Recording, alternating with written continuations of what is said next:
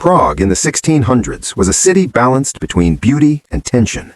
It was a royal capital of the Kingdom of Bohemia, home to roughly 40,000 people, and one of the most important cities in Central Europe. Spires and towers rose above the Vltava River. Stone bridges connected crowded quarters, and behind the city's beauty, religion, power, and fear shaped everyday life.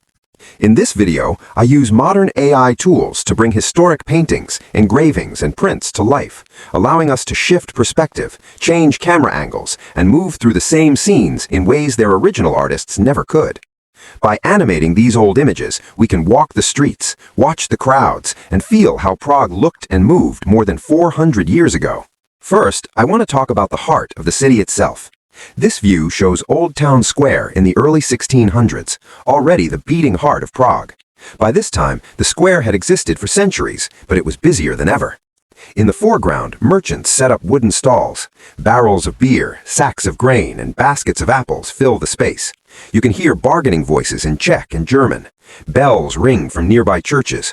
Horses clatter over uneven stone. Daily life here was loud and physical. Bakers sold dark bread. Butchers worked in the open air. Smoke from cooking fires mixed with the smell of animals and waste. But the square was also a place of fear. Public punishments happened here. Crowds gathered quickly when executions were announced. Order was kept by city guards, but fights and theft were common. Old Town Square mattered because it controlled trade and communication.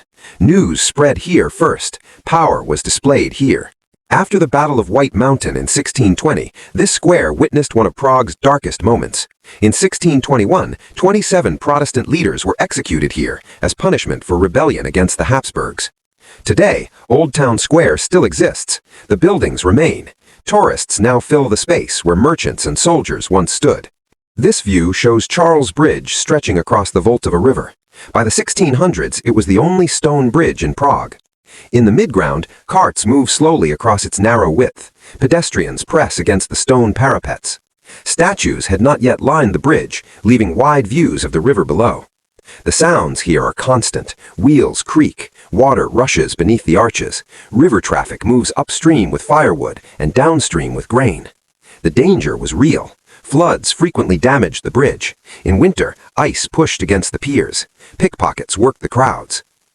Charles Bridge mattered because it linked Old Town and Lesser Town. Whoever controlled the bridge controlled movement, trade, and military access. By the late 1600s, baroque statues were added, changing the bridge's appearance forever. Today, this same bridge still stands. You can walk across the stones laid centuries ago. This view shows Prague Castle towering above the city. By the early 1600s, it was one of the largest castle complexes in Europe. In 1600, Emperor Rudolf II ruled from here. He transformed the castle into a center of art, science, and power. Inside the walls, courtiers moved between halls. Alchemists claimed to search for gold and eternal life. Guards watched every gate. Tension filled the air. Religious conflict simmered between Catholics and Protestants. Decisions made here affected all of Bohemia. The castle mattered because it was the seat of imperial authority. When rulers changed, the city's fate changed with them. After 1612, when Rudolf II died, the castle became more strictly controlled under later Habsburg rulers. Today, Prague Castle still dominates the skyline, just as it did in the 1600s. This view shows St. Vitus Cathedral rising within the castle walls. In the 1600s, it was still unfinished. The Gothic towers loomed over the city. Inside, candles flickered against stone columns. The smell of wax and incense filled the air. Worshippers prayed quietly. Bells marked the rhythm of daily life. Funerals and coronations took place here. Religion was a source of deep tension. After 1620, Catholicism was enforced more strictly, and Protestant worship was banned. The cathedral mattered because it symbolized religious authority and royal legitimacy. Construction continued slowly. By the 1800s, restoration efforts reshaped it again. Today, the cathedral stands completed, but its medieval core remains visible. This view shows the narrow streets of Lesser Town beneath the castle. By the 1600s, this area housed nobles, craftsmen, and servants. Stone houses pressed close together. Laundry hung from windows. Children played near doorways. Life here was intimate. You could hear conversations through walls. Smells of cooking drifted through the streets. Fire was a constant danger. One spark could destroy entire blocks. Guards enforced curfews to reduce risk.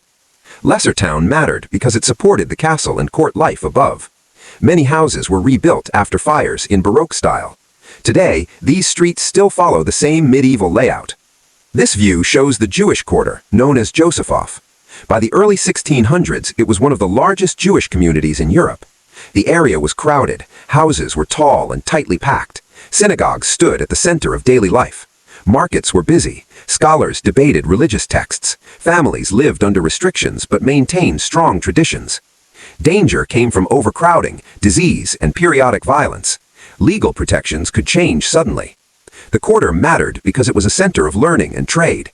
In the late 1900s, much of the district was demolished. Today, only fragments remain, including historic synagogues and the old cemetery. This view shows a room in Prague Castle where a dramatic event occurred in 1618. Here, Protestant nobles threw two imperial officials out of a window. Remarkably, they survived the fall. The act was symbolic and violent. It marked the beginning of the Bohemian Revolt. Tension filled the city afterward. Troops gathered. Fear spread. This moment mattered because it helped ignite the 30 Years' War. The room still exists today, marking one of Europe's turning points. This view shows Prague's walls and gates in the 1600s. Cannons lined the defenses. Soldiers patrolled constantly. The threat of invasion was real. During the 30 Years' War, Prague was attacked multiple times, including in 1648. The walls mattered because they protected the city during chaos. Most fortifications were later removed. Today, only fragments survive. This view shows boats moving along the vaults of a river. Fishermen worked the banks. Mills turned with the current. Goods arrived daily. Floods were dangerous and destructive. The river mattered because it powered the city's economy. It still flows through Prague today. This view shows Prague after sunset in the 1600s. Streets were dark. Lanterns were rare. Night watchmen called the hours. Crime increased after dark. Fires burned low. The city slept early, waiting for morning bells. Today, Prague glows with electric light. Prague in the 1600s feels distant, yet incredibly close. Through these reconstructed views, the past becomes something we can almost step into. The streets, the fears, and the daily routines still echo in the modern city.